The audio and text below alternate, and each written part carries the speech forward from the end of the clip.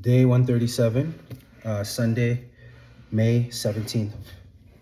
The limits of unbelief. When Jesus was stymied, I think that's how you say it, and he could not do many mighty works there, save that he laid his hands upon a few sick folk and healed them. Mark 6:5. We often marvel at the monumental acts of Jesus Christ, raising the dead, healing every manner of disease, and walking on water. His powers seem boundless, a continuous stream of miracles wherever he went. If someone was sick, he healed them. If someone died, he brought them back to life. If there was hunger, he multiplied the provisions. Indeed, Jesus was demonstrably everywhere, performing amazing works. Yet the scripture reveals a startling exception. There was a place where Jesus could not perform many miracles. He stated plainly that he could do only a few things there, perhaps healing one or two sick individuals, but nothing extensive. This situation deeply affected him, prompting the declaration, "A prophet is not recognized in his own hometown." I knew that's what they were going to talk about here. This realization forces us to confront a profound truth. Even Almighty Jesus could be limited. Imagine entering a town where if someone was raised from the dead elsewhere, prayer in this specific locality resulted in no resurrection. If someone was ill, no healing occurred. Why? Because of the atmosphere of unbelief that saturated the city. The residents looked at him and questioned his authority. Is this not the son of a carpenter? Because of their doubt and disbelief, Jesus could not operate at full capacity.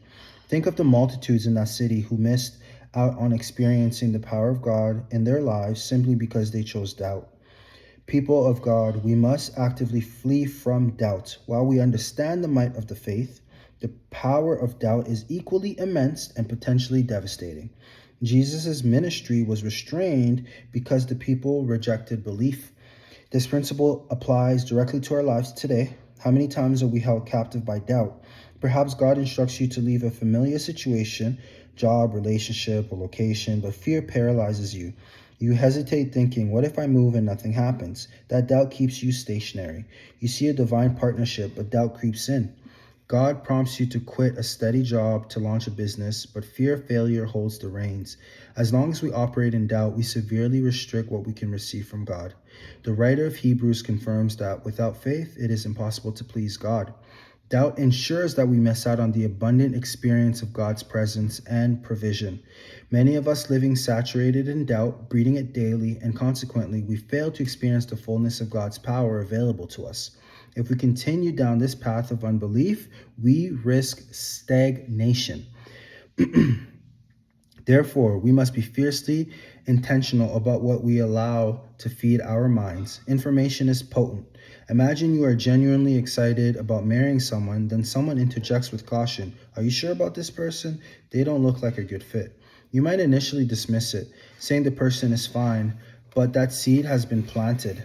The next time you see that potential spouse, your perception has shifted because the doubt has taken root in your heart. You must actively excise anything that sows seeds of doubt.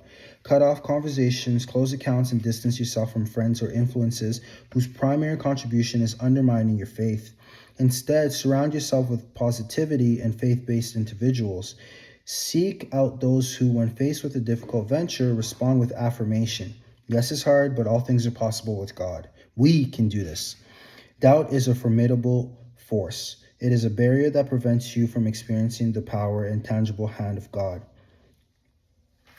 Contrast this with doubter who immediately warns against risk. Are you sure? I know 3 people who failed trying that. I even know someone who died attempting it. Such counsel instantly injects fear into your spirit. Remember Jesus, Almighty Jesus, who works were limited simply because the people surrounding him lack belief. Eliminate doubt, remove anything that cultivates it, and intentionally seek out truths that build your faith as you move through your day. You are God-backed. God is for you, with you, he sees you, and loves you immensely. Step out today rooted in that powerful certainty. This is the Daily Faith Pill from your God-backed guide. This one speaks for itself, guys. Doubt will destroy you. It will keep you stagnant. It'll keep you from stopping to even try anything. It's something that we don't need, and it's one of our biggest enemies. We need to eradicate it immediately. We need to pray against it. We need to actively fight it. We need to flee from that doubt just as we flee from lust and other things. because doubt is one of those things that it's a slow killer. It will ruin everything that you had. It will ruin your potential. It will ruin your relationship with God. It's something we don't need. So keep in mind, read the book every day.